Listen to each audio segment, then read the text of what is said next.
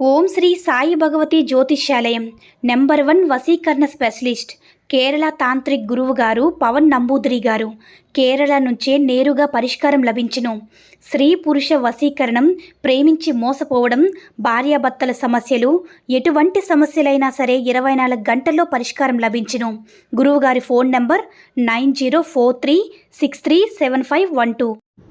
ఓం సాయిరామ్. సమర్థ సద్గురు సాయినాథ్ మహారాజ్ కీ జై. సాయిబాబా భక్తులందరూ కూడా నమస్కారం అండి. సాయినాథుని ఆశీస్సులతో అందరూ కూడా సుఖంగా, సంతోషంగా, అష్టైశ్వర్య, ఆరోగ్య అభివృద్ధితో ఉండాలని మనస్ఫూర్తిగా కోరుకుంటూ ఈరోజు ఈ వీడియోని మొదలు పెడుతున్నాను. ఈరోజు వీడియో ఏంటంటే, నీ జీవితానికి మంచి జరిగే నిర్ణయం తీసుకున్నాను బిడ్డ. ఇది నీకోసం మాత్రమే రాసినది. ఎవరి వల్ల మార్చడం జరగదు, వెంటనే విను అని మన బాబాగారు అయితే ఈరోజు మనకి చాలా చాలా అద్భుతమైనటువంటి సందేశంతో అయితే మన ముందుకు వచ్చారండి.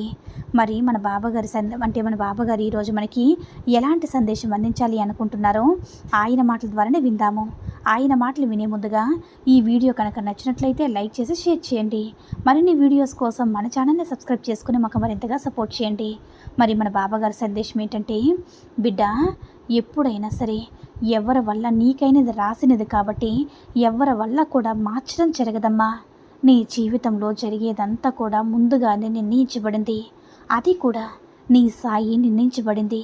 మీరే చెప్పాలనే కదా. అంటే ఏదైనా సరే ఇది నీకు నువ్వుగా ఏది కూడా చేయడం లేదు. ఇది చెప్పాలని ఈరోజు నీ ముందుకు వచ్చానమ్మా.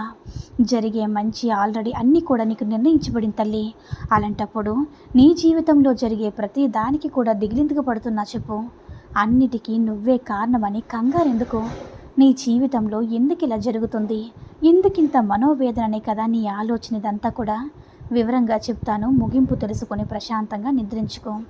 ఎందుకు ఇలా జరుగుతుందంటే దానికి సమాధానం పాప పుణ్యాలు, నువ్వు చేసిన పాప కర్మలు, ధర్మ ఫలితాలు ఇప్పుడు నువ్వు అనుభవిస్తూ ఉన్నావు కదా. ఆ యొక్క కర్మ ఫలితం నీకు అర్థమైంది కదా తల్లి.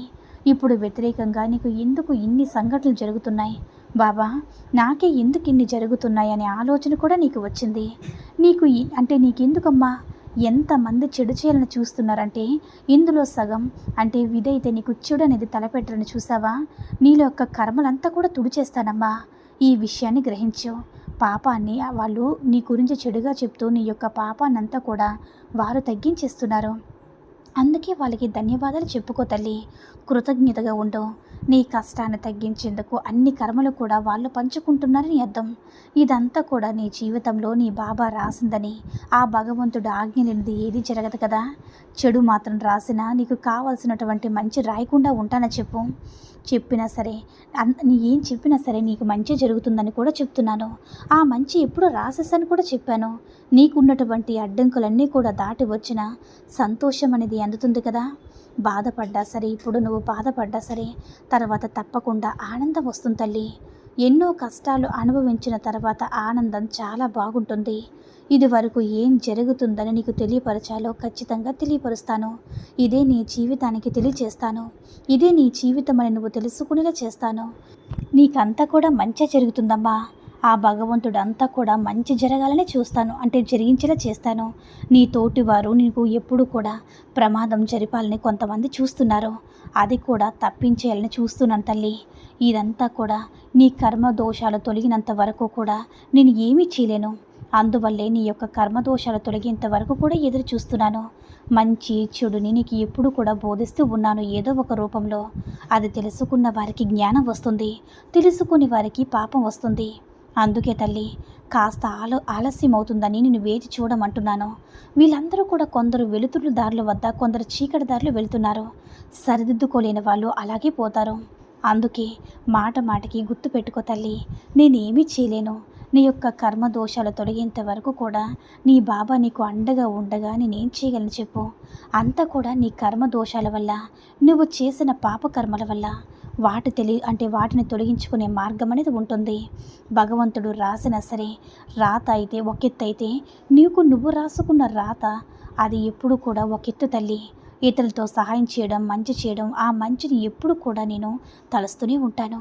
నీ జీవితం ఎప్పుడు కూడా బంగారు బాటలో నడుస్తుంది కాబట్టి ఇప్పటి నుంచైనా సరే మంచి దారిలో ఎలా చేయాలి, అందరు మనుషులతో మంచి వాళ్ళు చెడ్డవాళ్ళు ఉంటారు కదా, మంచి వాళ్ళు ఎవరని గ్రహించాల్సినటువంటి జ్ఞానాన్ని నీ మీద నా బిడ్డమైన నీ మీదే ఉంది తల్లి.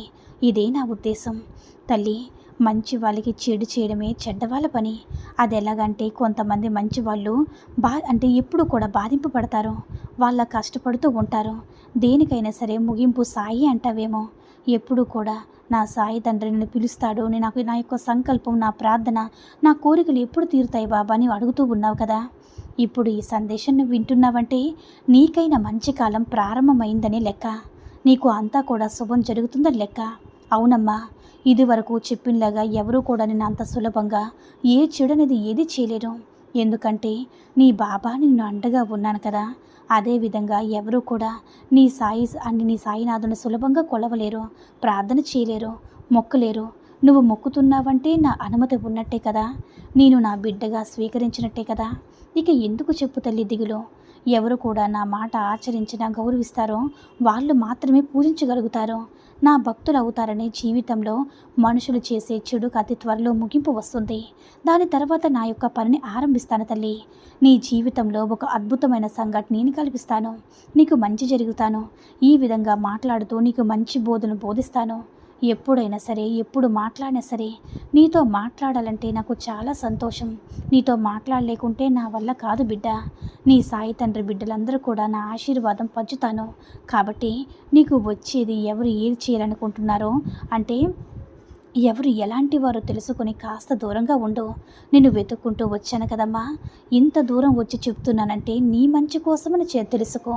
అది ఏ మాత్రం కూడా చెడు గురించి కాదు, నీ కోసం మాత్రమే, నీ మంచి కోసం మాత్రమే, నీ భవిష్యత్తు, నీ క్షేమం కోసం మాత్రమే నేను ఆలోచించి చేసేటటువంటి ఒక అద్భుతమైనటువంటి సందేశం తల్లి. నీ సాయి నీ కోసం మాత్రమే రాసింది.